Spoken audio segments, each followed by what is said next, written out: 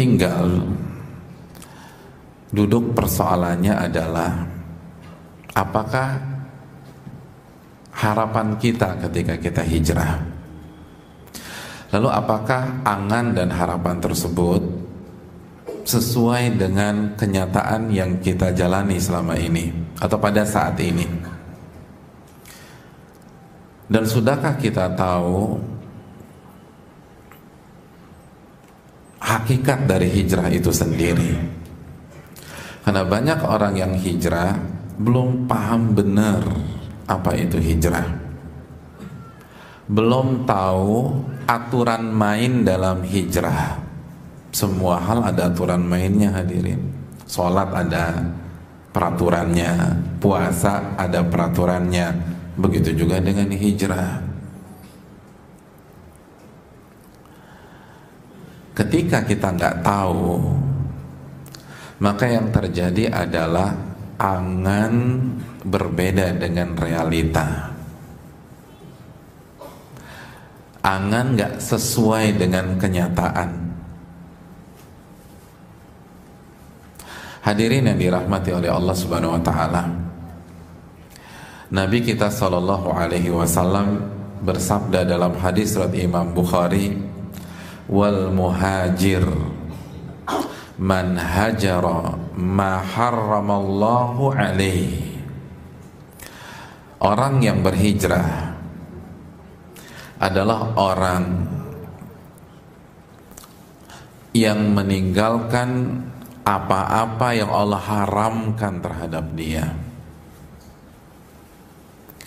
Hadis sahih riwayat Imam Bukhari. Jadi kata Nabi SAW, orang yang berhijrah adalah orang yang meninggalkan sesuatu yang Allah haramkan.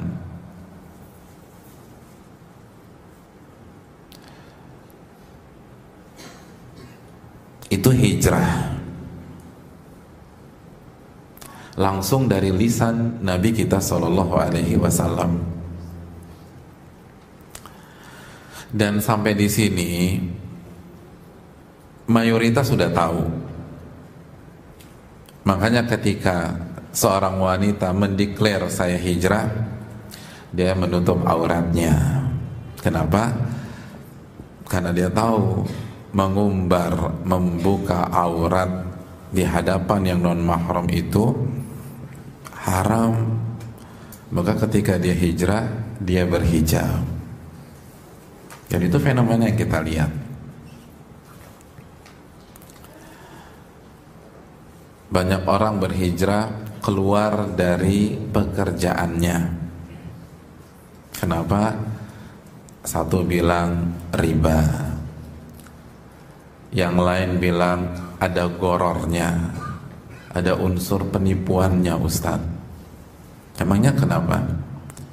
Riba dan goror itu haram. Jadi dia keluar tuh, karena dia berhijrah. Hadirin yang dirahmati oleh Allah Subhanahu wa taala, oleh karena itu tadi kita sampaikan sampai titik sabda Nabi di atas, insya Allah sudah banyak yang paham. Nah, ketika dia mulai meninggalkan yang haram, dia tinggalkan yang haram dan konsekuensinya.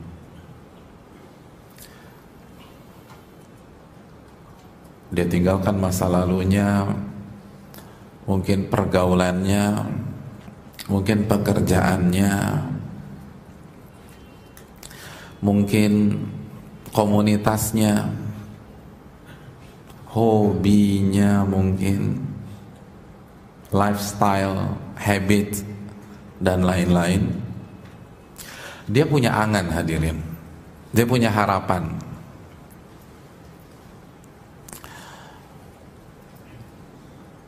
Dia punya cita-cita. Dan cita-citanya macam-macam, angannya macam-macam. Satu orang beda dengan yang lain. Kalau saya tanya antum ketika hijrah apa angan-angan atau apa cita-cita antum? Tunggu, kita dudukkan dulu. Antum udah begini dari lahir atau bagian dari yang berhijrah? Hah? Dari lahir udah ngerti la ilaha illallah ya? Enggak. Banyak kita berhijrah hadirin. Apa sih angannya? Sebagian ada, antum angannya apa coba? Biar lebih real gitu loh. Coba dari antum sendiri. Kenapa antum berhijrah? Hah? Apa? Mau masuk surga terus? Ya, bagus tuh. Kok ketawa? Yang lain gak ada rencana? Ya, iya gak apa-apa sih kalau antum gak ada rencana masuk surga. Hargai yang mau masuk surga. Terus yang lain apa? Mau masuk surga apa lagi? Wow, Masya Allah ya, oke. Terus yang lain? Bagus, berilmu, terus oke, Masya Allah. Yang mau dapetin pasangan yang soleh ada nggak di sini? Ada. Oh, nggak ngomong dari tadi. Itu saya simpen Pak Ustadz. Itu kartu as. Nanti saya akan keluarkan depan Pak Ustadz. Terus yang pengen kaya berkah banyak. Yang pengen kaya berkah. Kan udah dengar ayat, dia kan baca ayatnya. Yamhaqullahu riba wa yurbis sadaqat. Allah menghancurkan riba dan Allah akan berkahi sedekah. Oh, dengan gua hijrah, insya Allah omset 3 kali lipat. Itu angannya. Bahagia. Oh, pokoknya kayaknya hijrah tuh menyenangkan deh. Saya ngeliat wajah ustadz kayaknya nggak punya masalah semua, bisa aja gitu ya. Iya, ada tuh begitu tuh. Kayaknya asik nih orang yang hijrah nih. Terus apa lagi? Diterima oleh komunitas barunya. Antum berharap itu nggak sih kalau berhijrah? Antum punya teman yang soleh, yang soleha, kita diterima. Kalau dulu ngelihat orang yang berpenampilan Islami dari sudut pandang helikopter view, kayaknya asik tuh jadi teman-teman kita tuh. Kan mereka udah ngerti gibah tuh nggak boleh. Mereka tahu bahwa fitnah itu haram. Mereka udah ngaji bahwa menjaga perasaan sesama itu wajib. Pokoknya gue mau hijrah. Karena gue bete di sini. Diomongin, dibully, difitnah, dan lain-lain. Hadirin yang dirahmati oleh Allah. Tapi pertanyaannya, begitu kita hijrah, kira-kira nih, dari angan, dari harapan, dari ekspektasi di atas, itu semuanya jadi kenyataan apa enggak?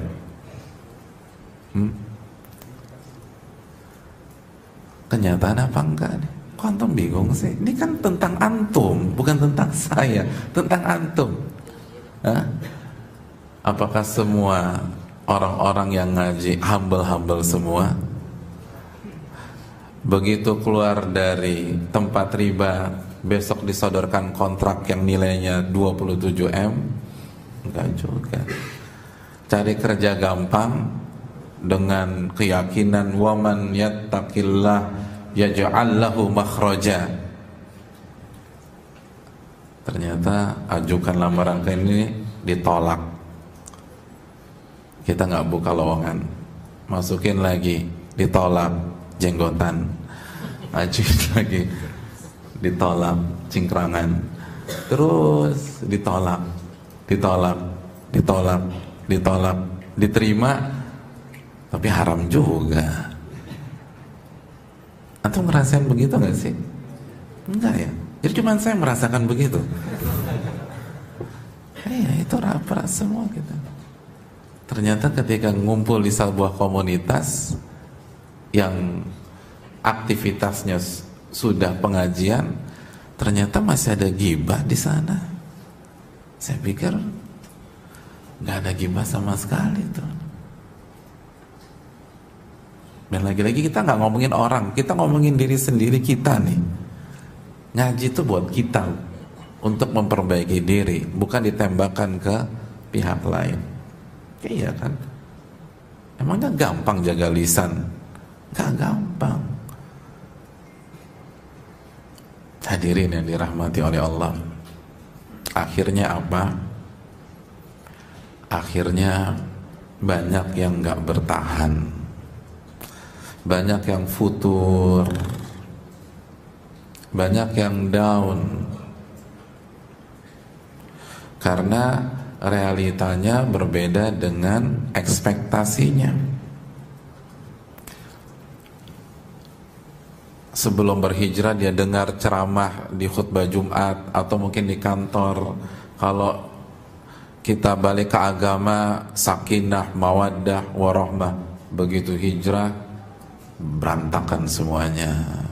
Istri atau suami nggak siap, berantem, terjadi perdebatan yang sebelumnya nggak terjadi. Kenapa? Karena sebelumnya frekuensinya sama.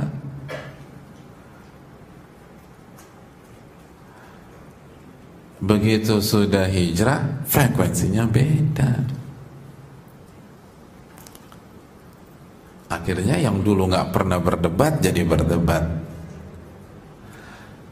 Yang dulu nggak pernah suara tinggi karena punya hobi yang sama dan sama-sama haram, sekarang berantem. Dan akhirnya divorce, akhirnya bercerai. Iya nggak sih hadirin? Iya sih. Dari tadi udah banyak yang ngangguk-ngangguk sih. Dari tadi saya bilang iya, gue banget nih. Ini gue lagi, ini gue lagi. Hadirin yang dirahmati oleh Allah Subhanahu wa Ta'ala,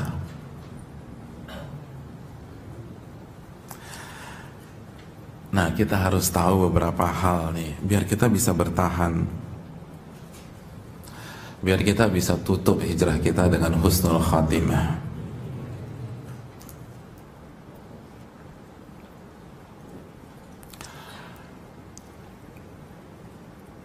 Hal yang pertama yang harus kita ketahui dalam hijrah, bahwa Allah berfirman dalam surat Al-Mu'minun ayat 30, wa in kunna lamubtalin. Allah berfirman, kami pasti akan menguji Anda. Benar enggak tuh? Kami pasti akan menguji Anda. Diuji sama Allah. Hadirin, di dunia bisnis, di dunia pergaulan, di dunia politik, kita aja terima sebuah quote, tidak ada makan siang gratis. Nggak ada tuh makan siang gratis. Nggak ada.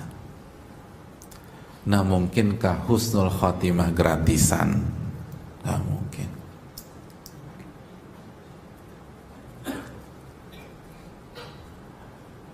Nggak mungkin gratisan. Allah uji dulu. Dan Allah pakai lamu taukid, wa in kunna lamu betalin. Pasti tuh Anda kami uji. Nggak mungkin nggak, pasti diuji.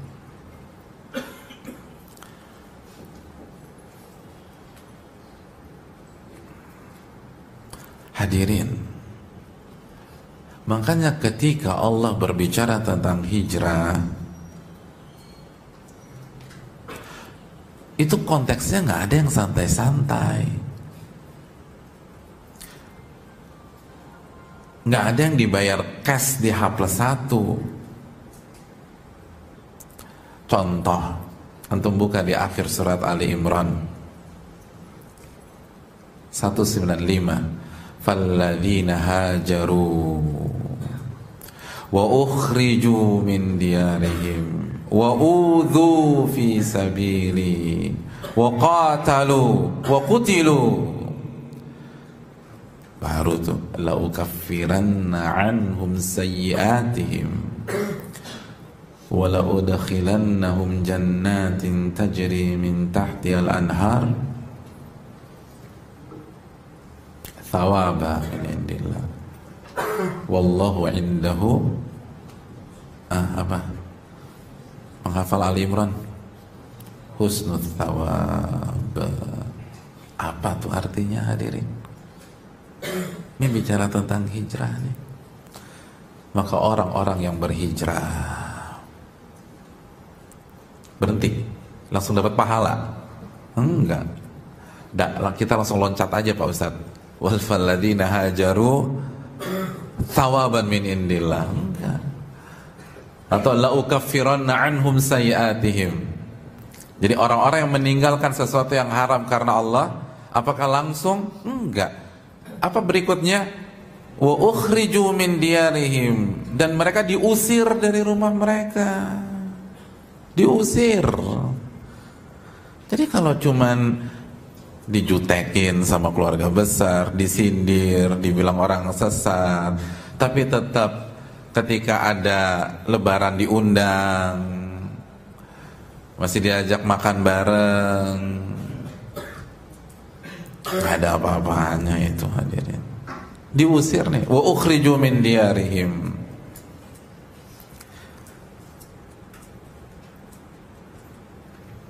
Makanya nggak heran ketika kita berhijrah, mayoritas orang yang berhijrah akan mendapatkan kendala dari keluarga. Keluarga itu, benar kan? Ini diusir dari rumah, diusir dari rumah. Ada masalah dengan suami, mungkin ada masalah sama istri, bingung ngadepin anak-anak. Kalau itu yang orang tua udah terlanjur membentuk anaknya dengan gaya non Islam, akhirnya pas begitu dapat hidayah usia 40 tahun, 45, 5 tahun, dia bingung sendiri ngadepin anaknya. Bingung tuh. Ya produk dia juga sih sebenarnya, tapi kan dia mau ke masjid, anaknya nggak mau. Anaknya datang ke masjid, gadget terus. Jadi nggak dengerin ustaz, udah sibuk main gadgetnya. Adapun yang muda-muda hijrah,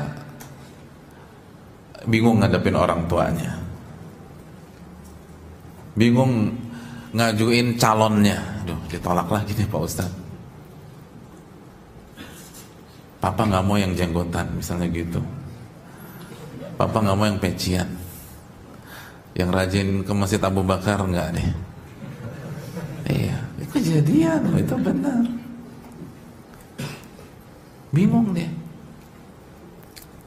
Kalau antum ikhwan masih mending, kalau akhwat akhirnya dicariin sama papa mamanya, kan setengah mati itu perang batinnya. Dan itu yang Allah firmankan, orang-orang yang berhijrah terus diusir dari rumahnya. Diusir. Kenapa? Kan Allah katakan, wa in kunna lamubtalin, kita akan uji tuh hijrah benar enggak.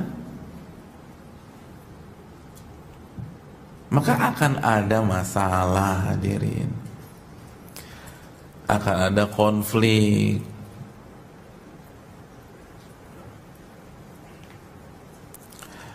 akan ada tekanan, akan ada serangan. Makanya setelah diusir, selesai, langsung semuanya diberikan, wa udhu fi sabili. Mereka akan disakiti karena benar-benar berupaya tetap berjalan di jalanku, kata Allah. Disakiti, mungkin fisik, mungkin perasaan, mental. Udhu fi sabili, udhu. Nggak gampang. Dijauhin sama teman-temannya, dikucilkan, dikeluarin dari kantornya. Ada yang dikeluarin dari kantor, banyak, bukan ada. Dan yang mau merintis usaha gagal lagi, gagal lagi, gagal lagi. Sedangkan tabungan udah nggak ada, akhirnya dia harus nahan lapar. Padahal jatuh sakit nggak punya uang, atau anaknya sakit dia nggak bisa bawa ke rumah sakit, itu kan tersiksa orang tua. Walaupun dia nggak digebukin, nggak ditendang, nggak dibanting, tapi ngelihat anak sakit, sedangkan dia nggak bisa buat apa-apa, nggak ada uang dia. Karena benar-benar hanya komit dengan yang halal. Fi sabili. Dia tersiksa, dia merasakan sakit. Kenapa? Fi sabili. Berhenti sampai di sini? Enggak. Wa qatalu wa qutilu. Sebagian orang sampai ke titik mereka berperang dan mereka terbunuh. Kalau cuma di remove dari grup, baper mah nggak ada apa-apanya, terbunuh nih. Saya sakit hati sama keluarga. Kan saya cuma posting artikel Ustadz loh yang saya posting, di remove Pak Ustadz. Coba bayangin Pak Ustadz. Enggak, karena nggak mau bayangin antum, masalah yang udah banyak suruh bayangin antum. Yang kedua, nggak ada apa-apaan, cuma di remove doang, cuma di remove. Ini dibunuh, wa qutilu, bunuh. Cuma di remove aja baper, diserang aja galau. Gimana mental kita? Terus hijrah bukan begitu.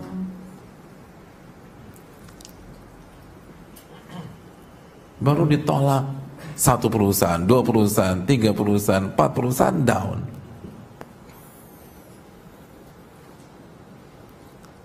Bingung. Nggak bisa, itu bukan hijrah. Orang-orang hijrah itu kalau harus berperang. Tentu saja dengan kaidah yang benar, rambu-rambu syar'i, bukan yang tanpa kaidah sebagaimana banyak yang kita lihat pada saat ini. Semoga Allah memberikan hidayah kepada kita dan mereka semua. Jadi hadirin yang dirahmati oleh Allah, terbunuh aja siap tuh orang yang terbunuh asal di jalan Allah. Jadi yang lain mah gampang. Jadi kalau terbunuh siap, diceraiin siap, atau harus bercerai siap, tapi jelas rambu-rambunya. Jadi kalau cuma di ultimatum suami, digertak sama istri, apalagi digertak sama istri, lalu nggak datang ke kajian hari Ahad, hari Sabtu, biasa Pak Ustadz istri, ya nggak bisa. Hijrah itu memang berat. Hijrah itu bukan klaim.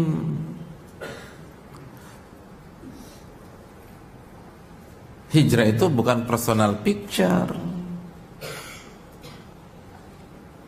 bukan quote-quote indah. Hijrah itu berat, nggak mudah. Baru setelah itu la ukaffiranna anhum sayyiatihim, baru kita ampuni dosa-dosa mereka. Pasti itu Allah ampuni dosa-dosanya. Lalu kita masukkan ke surga. Tadi kan mau masuk surga, ini nih masuk surga. Tawaban min indillah, pemberian gift langsung dari Allah Subhanahu wa taala. Dan hanya Allah yang bisa kasih ganjaran yang terbaik buat kita.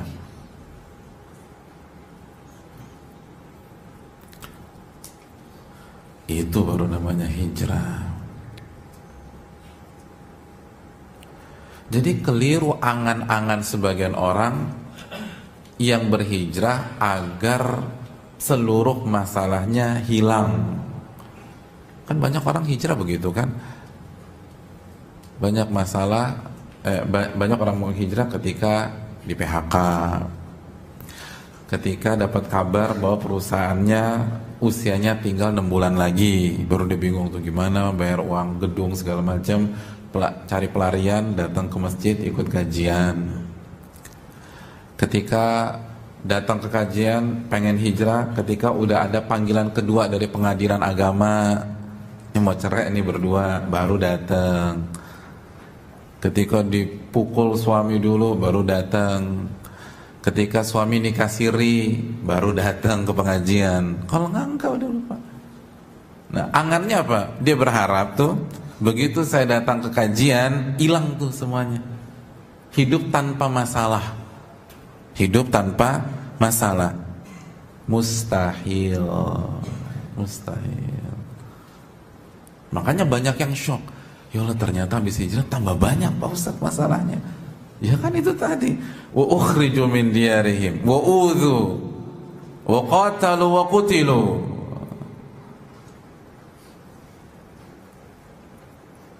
Banyak masalahnya. Jadi wajah-wajah yang udah lama kajian atau ustadz-ustadznya itu kan kayaknya tenang-tenang, banyak masalah tuh. Jangan salah. Banyak masalah. Semua kita banyak masalah. Kan Nabi katakan dalam hadis Tirmidzi, ketika Nabi buat menggambar kotak seperti ini, lalu beliau buat garis-garis. Lalu beliau bilang apa? Garis itu masalah, lalu pindah ke masalah lagi, pindah ke masalah lagi, pindah ke masalah lagi, pindah ke masalah, dan nanti anti klimaksnya masalah yang bernama kematian. Itu hidup. Tapi bedanya setelah kita hijrah, masalah itu jelas ujian. Ujian tuh. Bener nggak nih? Bener ori atau KW? Itu. Benar-benar karena Allah atau karena manusia?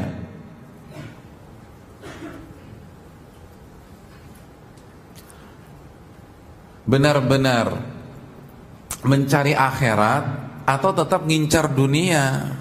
Cuman beda panggung aja, beda kostum, tapi tetap pengen eksis gitu. Pengen tetap eksis, tapi cuman kostumnya beda. Nggak mau dia tinggalkan. Kalau ingin lihat, berani kan tinggalkan semuanya karena aku? Diuji itu.